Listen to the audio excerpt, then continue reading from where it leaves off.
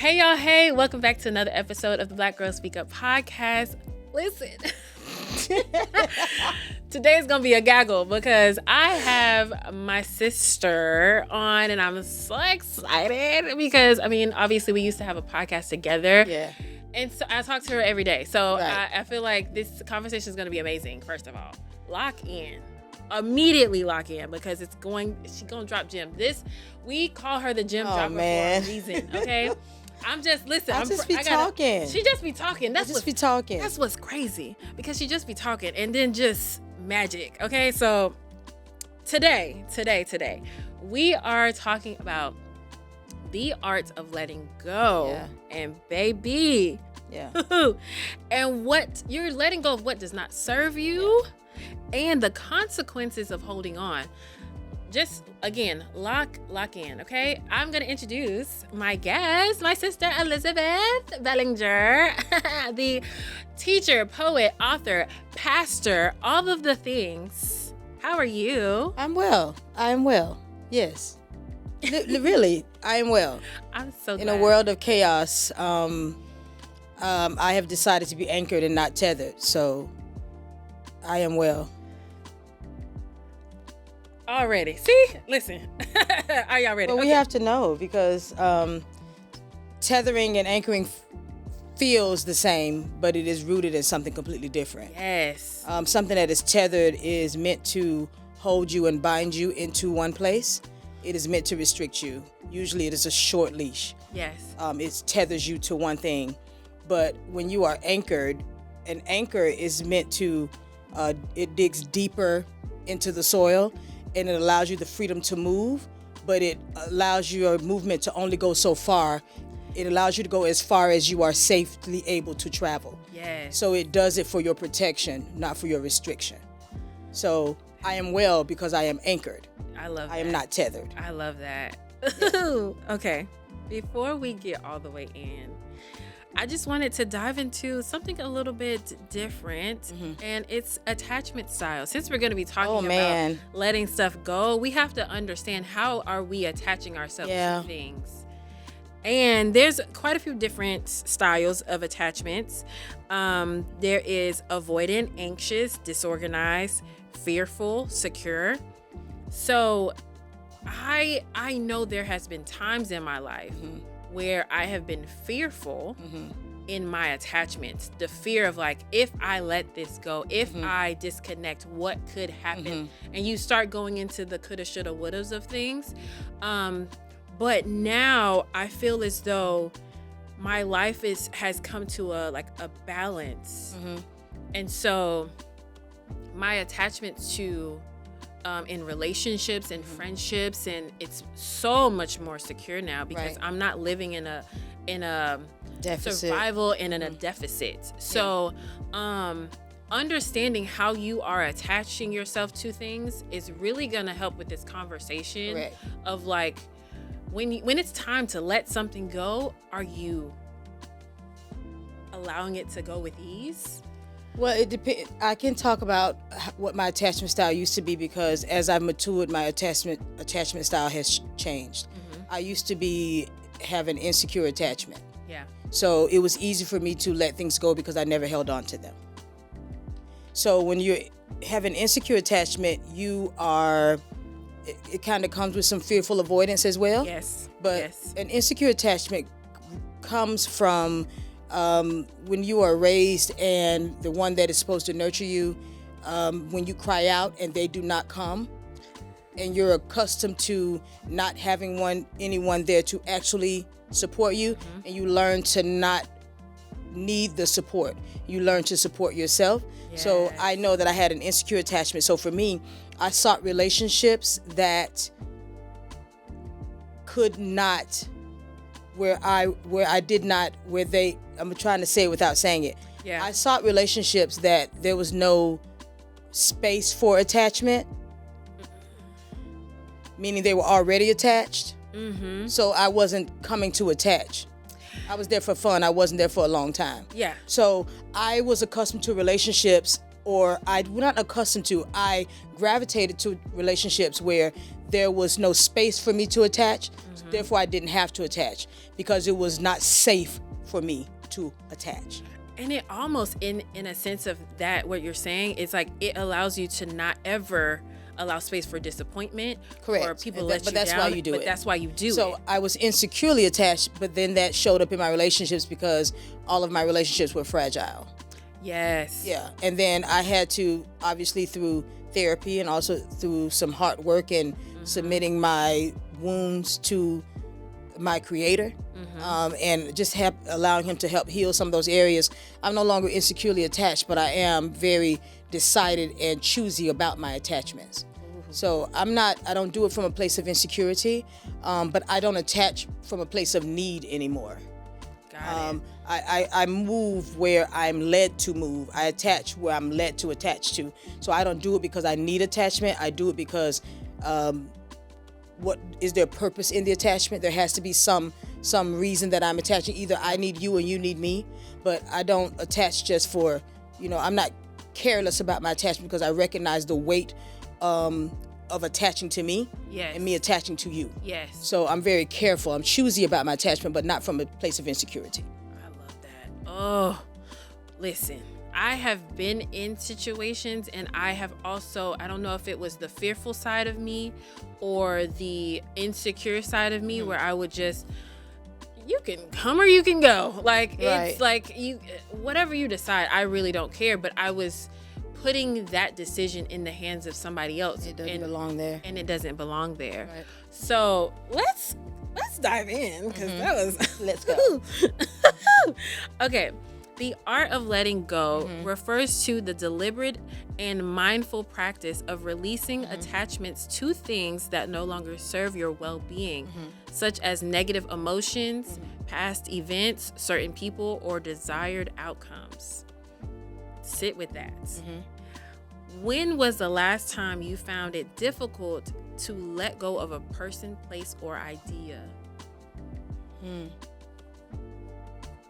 Person, place, or idea? I don't think lately I've had the difficulty of letting things go because, again, although I'm not fearful and avoidant when it comes to that, I also know that it is dangerous to hold on to anything too long, because in order for me to be able to freely give, as I am designated and designed as a conduit I should be free to give back and forth. I can't give if my hands are full. So I've had to learn how to empty my hands of things that aren't supposed to be in them. And I've also learned from experience that when I tire and when I am fatigued, I am good to no one around me. So I have to keep myself free enough, keep my heart light enough that I'm able to be good to the people that are around me. And that only happens when I only have on my plate what he's placed there. Yes. And just because you can carry it on the plate doesn't mean it's supposed to be on the plate. Correct. And so I don't know that I have a hard time letting things go. Maybe that was before I was, walking in a healed place from that. It would have been some relationships where I knew from the beginning. I'm one of those people, I don't wait for red flags. I see the pink ones and I honor them. But there was a time when I did not. So I could see the pink flag, the red flag, it could be fuchsia, it could be purple, and I would still hang on if I felt like you were feeling some kind of need for me, mostly when it came to relationships and things of that nature. But that has been a decade or so. I think one of the closest ones that I could think of was a friend who have been friends for over a decade or so, but we were friends from a different part of my life. A different version of me is who she loved, and the part of me that had changed, she was not able to adapt to that. And it wasn't that she said she wasn't adapting.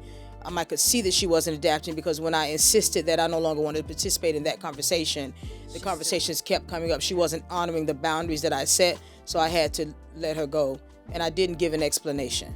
And I know sometimes long-term friendships deserve them, but I had to show you from my absence that I meant business.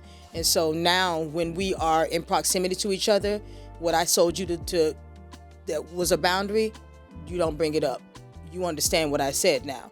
So though I had a hard time being consistent with that, Once I was consistent with that, the result was my boundary is honored. What I asked you to not, that's not who I am anymore. You have to honor that I'm in a new space. And even if you are not in a new space, I'm willing to still be friends with you. I'm willing to be in community with you. But while we're in community, you have to honor that I'm in a new space, even if you are not. My God. And that in itself can be a very difficult decision, especially when it's challenging. Yes, very challenging, because if it's like me to myself, an idea that I had, I can be like, I can kind of play with it. But when it comes to people and the relationships that you have with people, it can often be hard for them to understand. I'm saying this for a reason. I am not that person that I was yesterday, or yesteryear. Years ago, that version of me, the one that partied, the one that went and did that, the one that was, I'm not that anymore. I don't have the capacity to hold space for you because that's where you want to be. Right. And I feel like it honors such a deep part of you when you can hold and be steadfast in that decision to say, that's not me anymore. Right. And I understand that you are comfortable with me still being that version, but I got to let that go. Like, it's not that conversation that it does not serve me anymore. Yeah. I feel as though, and I had this conversation recently about even just this idea of me. Like, there is versions of me that I used to be very comfortable with, but I don't want to go back to that version. I really can't. And I think the version of you, every iteration of Elizabeth was necessary for the time and season that I was in. It served the season that I was in. The protective layers that I had in every season was for that season. I needed it because of where I was developmentally. That level of communication, that level of protection, that level of all the boundaries, all those things, whether good or bad, it served its purpose in that season. Yeah. And when that iteration of me changed, another version of me had to learn to exist without that old version of me. So even we have to let go of versions of ourselves that we are once comfortable with. That part of me that was comfortable not doing people does not have a place in the life of Elizabeth, the pastor, the entrepreneur, moving globally, working in missions, the person who is decidedly an introvert. Like, I really do refuel in solitude. Yeah. But my life requires the other parts of me to be on the scene. So I don't get to rest on what is comfortable. Yeah. Not talking is very comfortable. I can, we can be around each other and not be having a lot of conversation.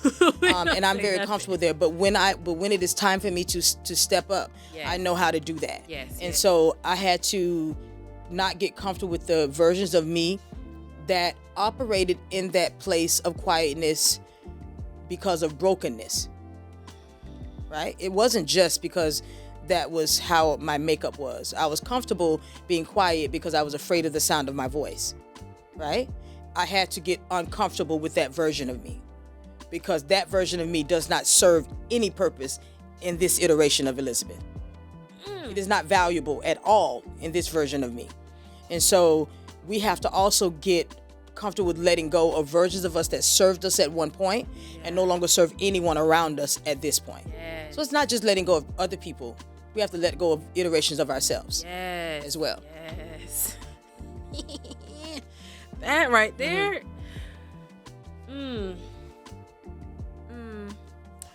What did you have to alter about yourself to fully detach? Even like what you're just saying, to detach from that old version of yourself. Because I feel like, yes, like you said, people, places, ideas, but I feel like working on yourself is really one of the best and most challenging journeys you will ever go on. And so what did it take for you to, bye-bye, Elizabeth from yesteryear, bye-bye. So one of the things, a lot of people are doing a lot of like working on themselves, but there's no working on yourself outside of the one who created you, right? So a lot of that working on myself, but you're not submitting yourself to the divine one, to the creator. The heart is desperately wicked and cannot be judged of itself. You don't get to judge when you're good. You don't get to judge when you're done. Yeah. You don't get to judge when you healed. Yeah. It's how do people experience you. Yes. They get to tell whether or not you changed. They get to tell you whether or not you are walking in a different place. They get to tell you whether or not your heart posture is different. You don't get to tell yourself that, because your heart is so desperately wicked that it will lie to you. It will tell you you're good when you're not, right? So how did I say the question? So I want to make sure I'm answering it as how did you what did you have to alter about yourself to fully detach from that older version of you? So the one thing that I had to alter about myself is this independence, where I get to do it on my own. That part of me that was avoidant, that part of me that feared attachment. It's not just that we have to recognize that how we are reared and raised, it doesn't just impact how we connect with those that are with us in this natural space. It reflects in how we deal with our Creator, how we deal with God, right? Because we equate man's handling of us to God's handling of us, right? And so one of the first things that I had to do is separate how man has handled me from how God handles me, right? And I had to recognize that if I was going to ever be whole, if I was ever going to walk in a place where my heart was not in pieces, where I was ever going to have a mind that could think on those things which are pure and think on those things which are lovely, I was going to have to submit all of my brokenness to the one who knew how to fix me. When I decided to get back on the potter's wheel, as the Bible says, when I decided to allow him to mold me, if you read that story about the potter, he said he was working on the potter's wheel, and he wanted to make it over again, meaning he had already had his hands on it, and it was marred. It was marred, but it was in the potter's hand. Correct. And I had to be okay with being marred, but still be in his hands, because I was trying to take my marredness, and I was trying to stay over here on the shelf and fix myself. But that's not how you get fixed. You have to take the broken vessel that is you and put it in the hand of the one who knows how to handle it. And so one of the things that I had to do was not be dependent on myself for healing, for wholeness. I had to subject myself to the scrutiny of the one who created me. So good or bad, I needed him to be able to tell me what I was doing well and what I wasn't doing well. And when I began to do that, that's when real transformation began to take place, because someone other than me was able to tell me whether or not I was on the right path. Yeah, absolutely. And being able to acknowledge where you are in the space Correct. that you're in, that I know I cannot do this alone. Correct. We not meant to, though. We are not meant to. Like, no part of our being is meant to be alone, to struggle alone, to fight alone, to like our existence calls for partnership. And sometimes that partnership is not with people. Sometimes that partnership is solely you and God. Correct. And sitting and allowing to, as we recently talked about, like being in the dark place of like, I need to shield myself away from everybody else right now, because that's not what this season is calling for. It's calling for me to be hidden and let God deal with me, because I can't deal with myself. Boy, when you're in surgery, everybody's not in the room. I mean, everybody's not in the room when things are being cut away. When you're being you're under examination, only the one who's trained to give a diagnosis is permitted to be in the room. Only the personnel that know what they're looking for, that when they see something, they're able to diagnose because they know what that is.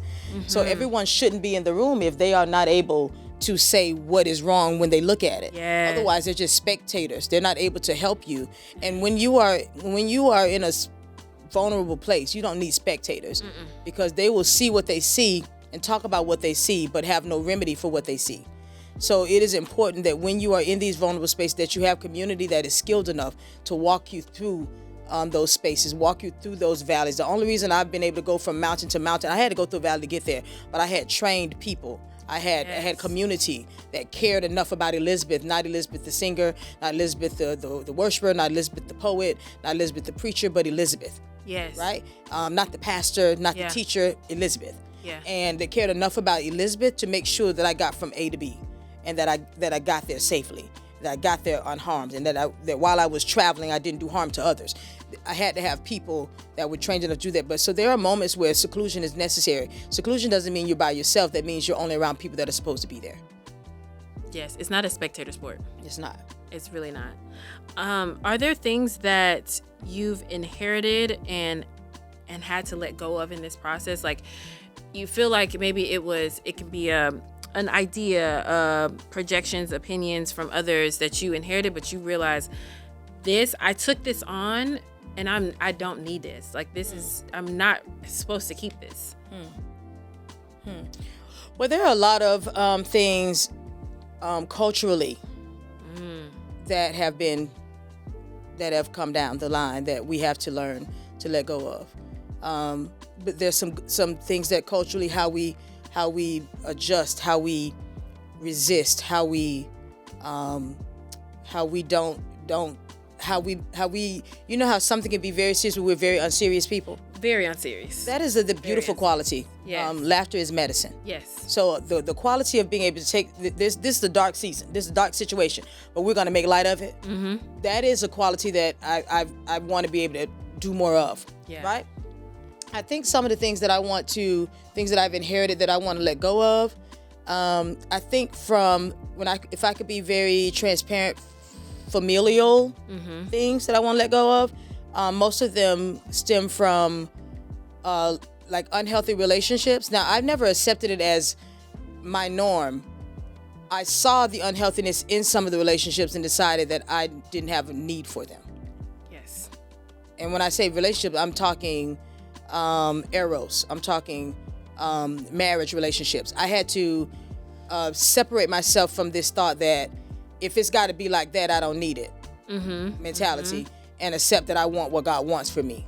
That if my life requires partnership, then partnership is what I open myself up to. So I had to let go of the thought that bad relationships were going to be, that is just going to be the norm for the, no, I had that actually will be broken. Absolutely. Right? And so things like that, this interdependence or this independence where I can kind of do it on my own, where I don't ask for help, that kind of thing, where breaking the stigma of lack of communication in our family, where we talk, but we talk surface. Right. Breaking that, where if there is an issue, we're going to say what the issue is. So those are some of the things that I had to change. Communicating, not just communicating for some is just that we're talking. No, communicating about the thing that needs to be communicated about. Absolutely. And so that's one of the things that I've definitely tried to do differently. I don't always do a good job because I'm really comfortable sometimes of, now I have learned that everything doesn't need to be communicated about. Some things will blow over. You don't have to talk about everything. Yeah. But there are some things that when there's an elephant in the room, I'm okay with calling the elephant an elephant. Yeah. So one of those things is communication. Another is not accepting that bad relationships will be my story. It won't be. Yeah, and I think part of that is like with the relationship aspect of it. That's something that we have talked about at length, because obviously I'm divorced, and that was never really my like thought and like outcome, like, oh yeah, this is gonna happen. But I understood that this is not what God has for me. And understanding when it's not what God has for you, that there is something greater, there is something better. If it's not what He has for me, it can't be accepted as the norm. It can't be accepted as, oh well, this is it. I'll just stay here, and I'll just stay in this relationship that is not serving me. Correct. Why would I do that when I know God has done? I've seen in our family, it may not be as grandiose of a seen thing, right? We don't see it all the time or very often. However, if you look at people around us, we see very healthy relationships, very healthy marriages, and they deal with their things and they keep prospering, they grow together. And so it can be an idea, it can be something that is for us if it's meant for us. Correct. And I'm grateful to have like unlocked that like part of my brain, because there was a season where, well, you know how long I was there, baby. I was stuck for a while. Yeah. And then God was like, okay, are you ready to? You tired yet? Are you tired yet? Yeah. Ugh. What's in letting go of these thoughts and ideas? What was the process of letting go? Like, oh yeah, I'm gonna let go of this bad communication from our family. This, the idea that bad relationships is, I'm letting go of all of these things. What was that? There's the mental process. There's a spiritual process that takes place in that. What was that process like for you? No, I think you have to come to the realization. I've always known my placement in this family. Of the siblings, I was the first to get saved. I've always known that I was going to be a forerunner. I didn't have the language for that necessarily, but I always knew that I had the assignment of going before those that were around me, that I had to create a path for others to walk behind, and that I had a great responsibility to do a good job at that, or I would risk those behind me not having a place to go, or not knowing how to get there. So I've always known that if it was going to be done, I was going to have to initiate some processes. And so for me, it always began with an unction from the Holy Spirit. It always began with me being reminded of my place in this family. It always began with me looking behind me to see who was there and who would be left there if I didn't do something.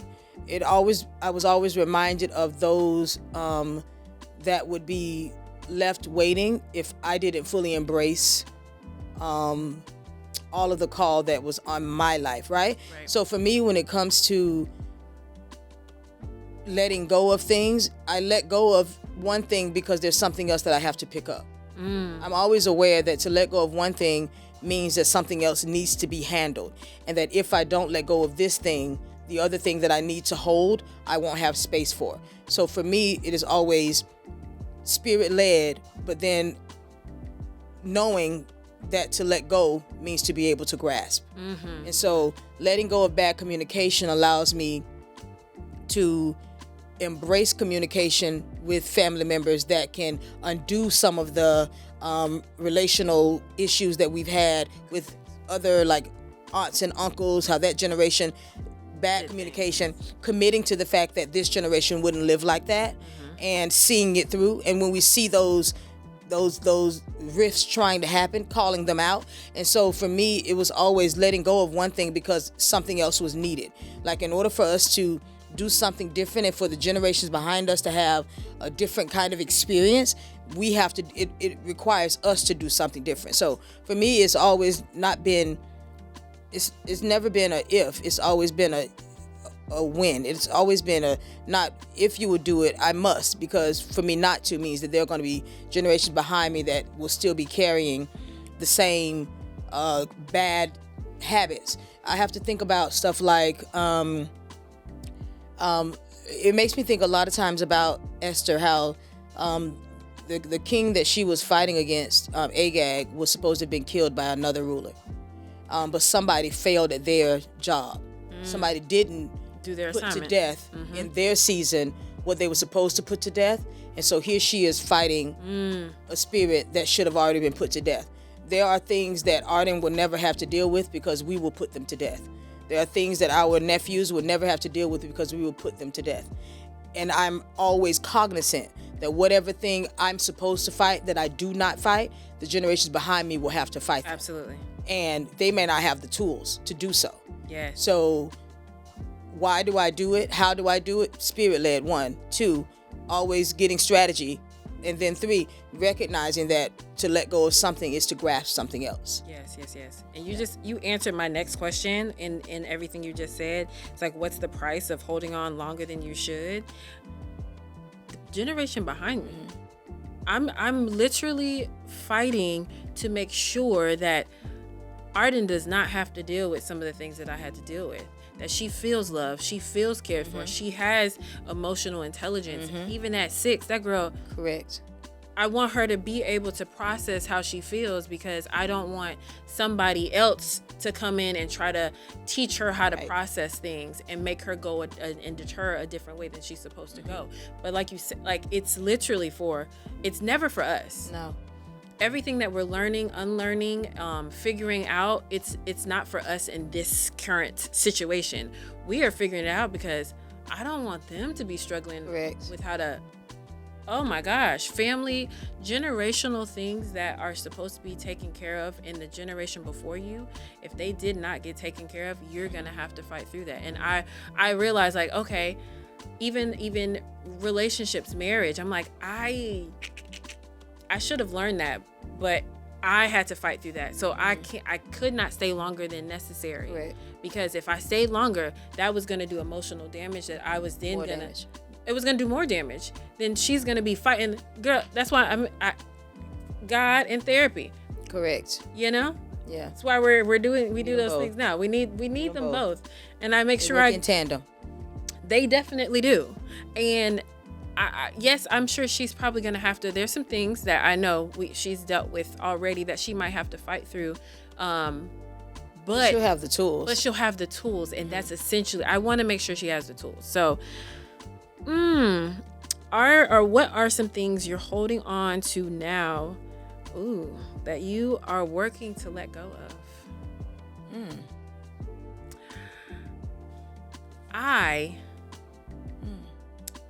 And this one is hard for me right now.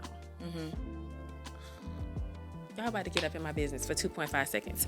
I think this is hard for me to let go of right now because the relationship that you want your child to have with their father. Correct. I can't make myself cry on my own podcast. We're not doing that. I hoped for more. Yeah. I wanted more for her. Yeah. I know, although my dad was there, love him down, he is very present now, because of the decisions that both of my parents made. When I was growing up, it got fragmented. Like there was early on, and then it got fragmented. Correct. And I feel like this was, even though it was a very necessary decision, for safety, for mental fortitude, for all of the things that I needed to put in place for her, I also understand that it's fragmented. Yeah. Yeah, I think the solace in that is there's healing for that too. You know, there's no brokenness that God is not able to, that He did not see beforehand. He understood. He knew before her creation that this would be part of the path, right? And He has already ordained that she would walk in a place of healing. Correct. That is why she is emotionally intelligent even at 6. That is why she is able to know that I can come home, and if I need to fall apart and I'm, having a bad day and I'm, a little temperamental, that I get to do that at home because this is a safe space. I don't do that at school. Like being able to have that, being able to articulate that at 6.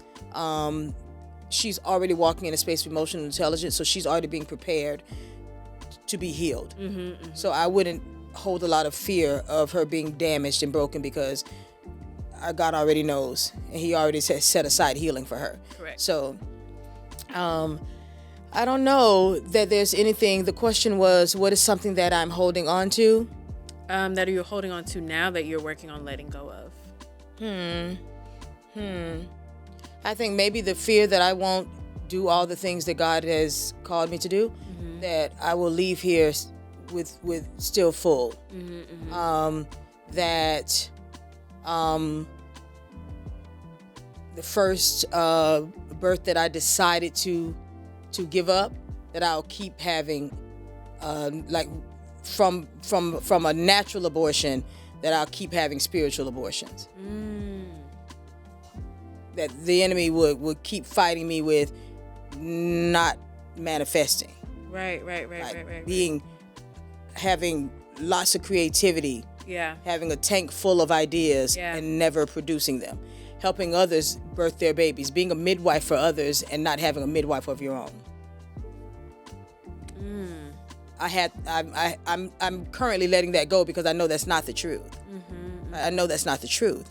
And so, but for me, I think that's the thing that has maybe tried to plague me. I don't think it has, but it has definitely tried. Yeah. Is that because you gave up motherhood once, you'll never birth anything. but I know that's not the truth, right? Right. And so if I could be transparent, I think that's one of those things that I'm constantly, I don't do it now from a place of producing to prove anything. I produce because the things I'm being called to produce have a value in the earth. Yes. That's why they need to be produced. Yes. Not because I need to prove to somebody that I can give birth. Right? So I had to switch my mentality in that I'm not birthing now because someone needs to know that I can. I'm doing it because what I have been called to birth, the earth actually needs. Yes. That I'm birthing solutions to problems. Yes. Right? And so I think that's something that I am constantly having to lay at the altar to make sure that I'm birthing for the right reason and not because I'm trying to prove that my womb is still well. And you don't get stuck in that. Right. You don't want to get stuck in that ideology that that my value only lies with birthing in the natural. Correct. Because our society will try to hold you to that. Yeah, our society has made an idol out of both marriage and motherhood. And while there's extreme value in both because God honors marriage, yes, God honors a motherhood, but my value doesn't lie in either. Right. My value lies in that I am a daughter. Before I ever will be anybody's mother or anybody's wife, I am his daughter. Yes. And there's great value in that. And then there are so many other relationships that we have to learn how to be good at before we will ever be good at marriage anyway. If you're not a good friend, you won't be a good wife. Yeah. If you're not a good friend, you will likely not be a good mother either, right? Because all of our relationships have value. Yeah. And if we hone in on the one that society gives the most value to and neglect the ones that God has actually called us to, then we will still not be good at this relationship thing. So, yeah. That's so good.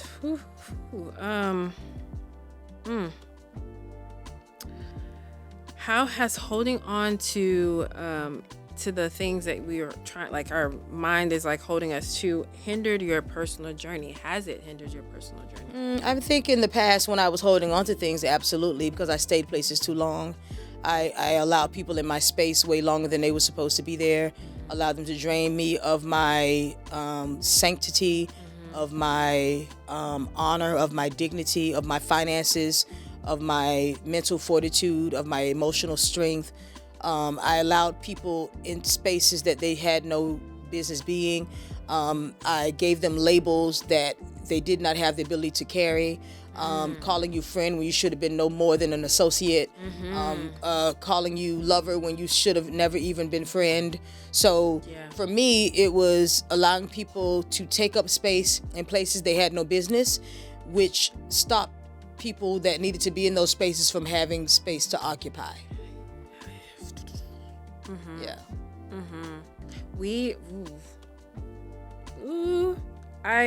Yes.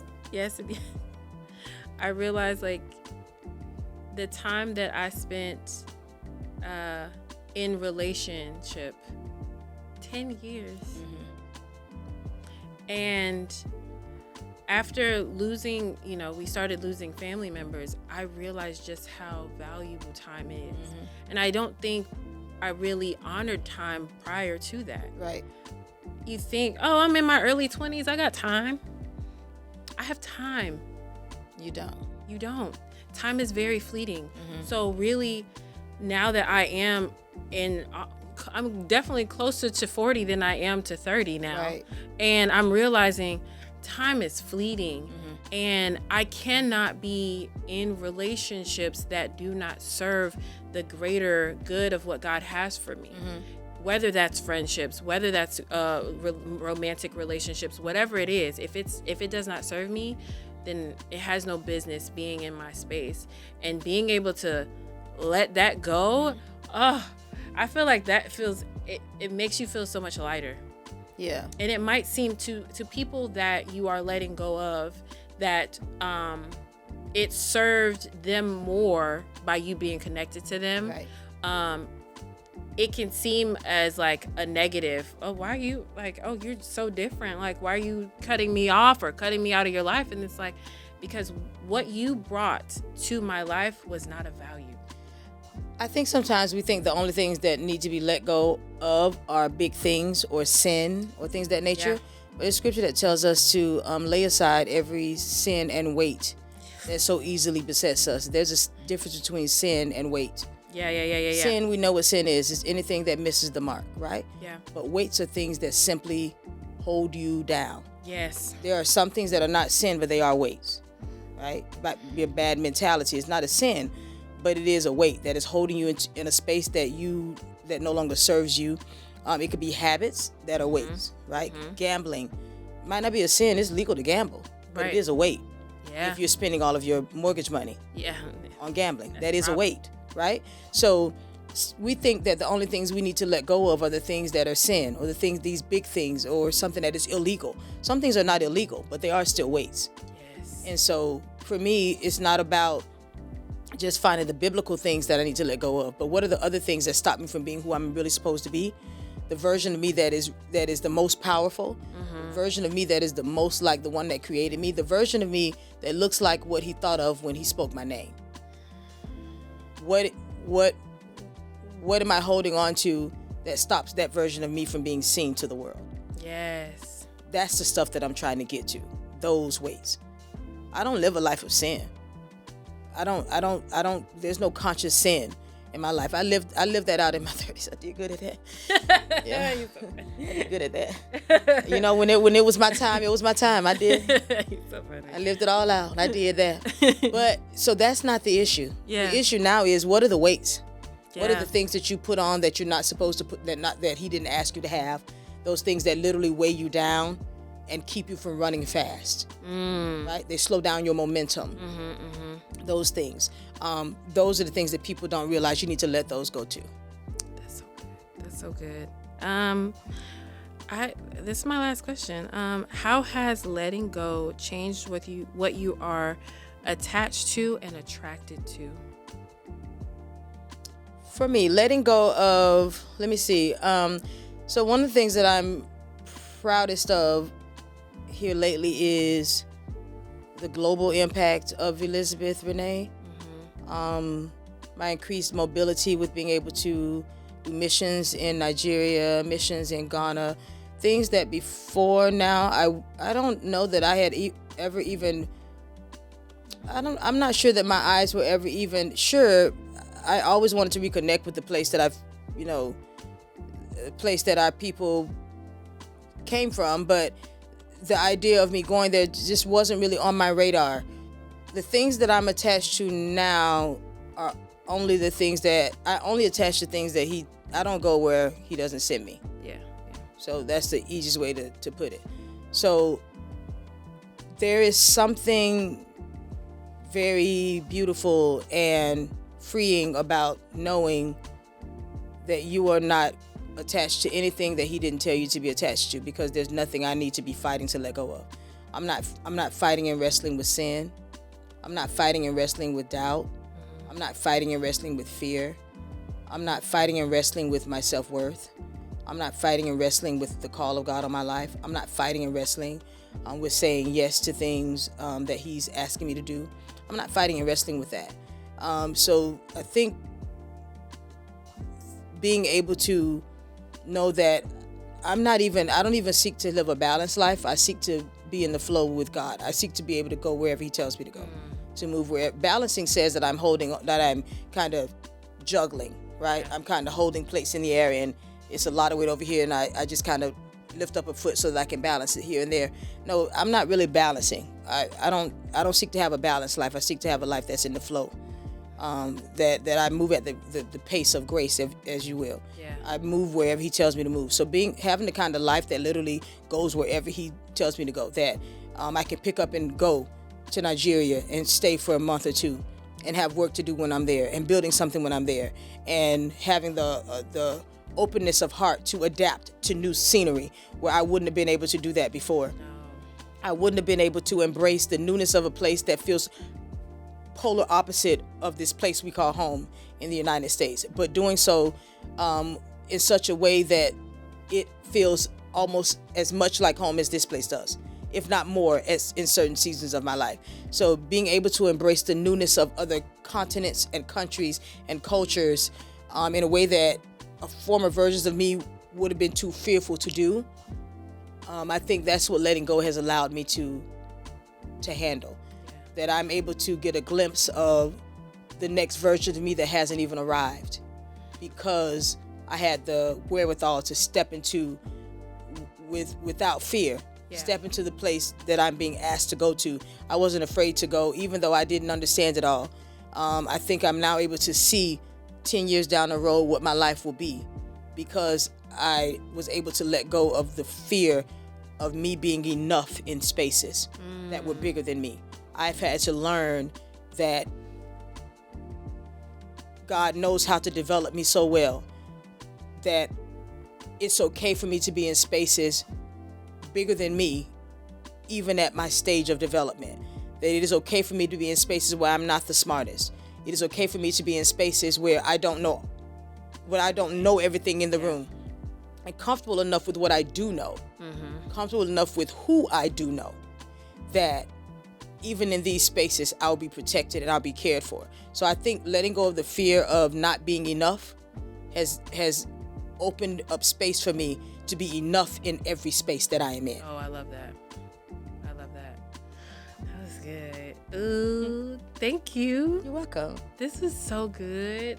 It's being able to recognize when it's time to let go of things and honor yourself enough to say yes to letting go is really what this is all about. Like it's an art form to it, because you can get stuck in that letting go process, and people thoughts, ideas, all of that can kind of trap you into the mindset that you're gonna be in a deficit if you let go, or like that this is not the right season to let go. But in all actuality, God is calling you to let go of some things. And letting go is not cutting off. It's not cutting off. That comes from a completely different posture of heart. Yeah. And so I want us to remember that the letting go is not, I'm not talking about this cutoff culture that we have. No. Where someone doesn't do something that I like, I let them go. That's not what I'm talking about. Letting go is not about them, it is about you. Yes. It's about elevation. It serves both. Yeah. It serves those that are around you for you to be free enough to have let something go so that you can attract what else you need. But letting go isn't about the other person immediately. Yeah. It is about you. It's about you freeing up space. So cutting off is a heart posture, a negative heart posture that has another kind of connotation. That's not what I'm talking about. Yeah. Letting go is freeing. It's not from a place of judgment. It's from a place of, I need to let this go because there's something else that my hands need to be free enough to embrace. I love that. I love it. All right, ladies and gents, homework. Take a moment to look around your space, both physically and emotionally and spiritually. See what can be purged. Take a moment and ask yourself, what is taking up too much space in your life? Yeah. And how can I make space for something new? Thank y'all so much for tuning in. I will see y'all next week. Bye.